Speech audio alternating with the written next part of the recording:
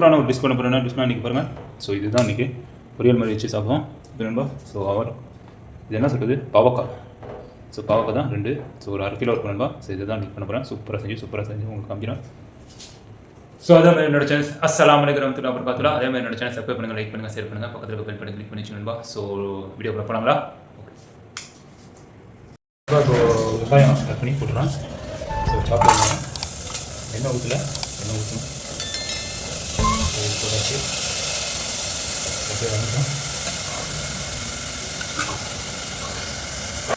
நம்ம தேவையான உப்பு போட்டுக்கலாம். வெங்காயம் நல்லா இதாகட்டும். எண்ணெயை போட்டுக்கலாம். ஸோ ஒரு 10 ml போட்டுக்கலாம். நான் பாவக்காய் கட் பண்ணியாச்சு.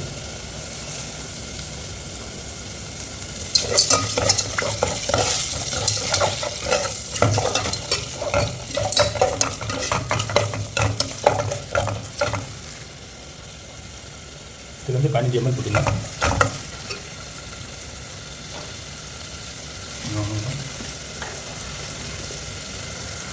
ஸோ இதில் 1 கிராம் 2 கிராம் பெப்பர் போட்டுங்க. முழுக்க ஸோ இது போட்டுருக்கு. இது 1 கிராம், ஒரு 2 கிராம்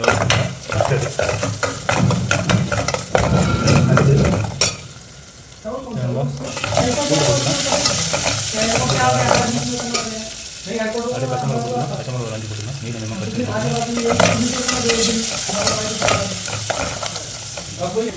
பாவக்காய் போட்டாச்சு. அப்படியே கிண்டிடணும்.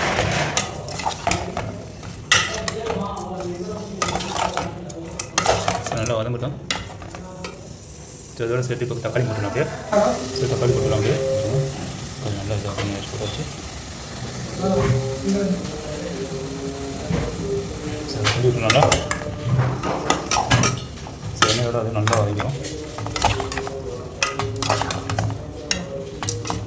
நல்லா போயிடுது. இதை அப்படியே விட்டுலாம். இப்போ எண்ணெய் கொஞ்சம் நல்லா வதங்கும். அப்படியே போட்டுலாம். இப்போ நல்லா இதாகிட்டு. ஸோ இப்போ மஞ்சள் தூள் மிக்ஸ் பண்ணிடலாம். நல்லா அந்த எண்ணெய் வந்து இறங்கிட்டு போயிருங்க. நல்லா கொஞ்சம் இதாகட்டும். பாருங்கள் பாவக்காய் நல்லா இதாக இறங்கி எண்ணெய்லாம் இறங்கிடுச்சு. இப்போ மஞ்சள் தூள் போட்டுக்கலாம். ஒரு 3 கிராம்.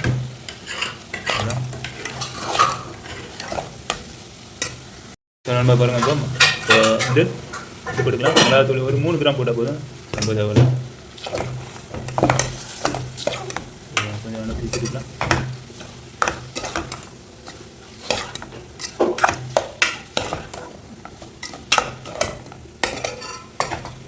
சட்டி தான் படக்குன்னு இதாகிடுது. ரொம்ப காரம் வேண்டாம். ஏற்கனவே நான் பச்சை மிளகா ஒரு 5 போட்டிருக்கேன். இதோட காரமே போட்டுருக்கேன்.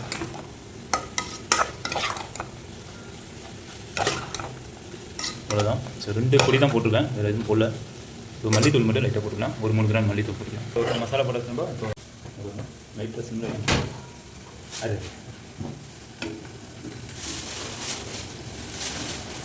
நம்ம இப்போ ஒரு 10 நிமிஷத்தில் ரெடி ஆகும். அவ்வளோதான், முடிஞ்சிச்சு. இப்போ மசாலாலாம் போட்டால் 2 மசாலா. ஸோ மல்லித்தூள் நீங்கள் தேவைப்பட்டு தான் போட்டுங்க. நான் போடுறேன் பண்ணிக்கிறேன். ஸோ இது ரெடி ஆகிடுச்சு. இப்போ வைக்கிற ஒன்று தான். ஸோ அவ்வளோதான் ரெடி. ஸோ இன்னும் நான் சாப்பிட்டு பார்த்து உங்களுக்கு டேஸ்ட் தரோம் எப்படி இருக்குன்னு.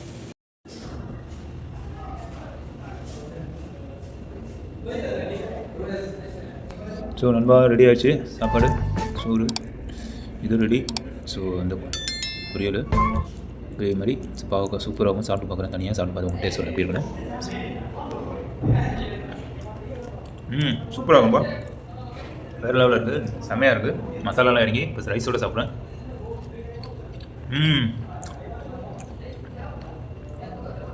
மசாலா ஒன்றும் இல்லை, மஞ்சத்தூள் மிளகாத்தூள் தான் போட்டேன். மல்லித்தூள் நான் போடல, ஸ்கிப் பண்ணிட்டேன்.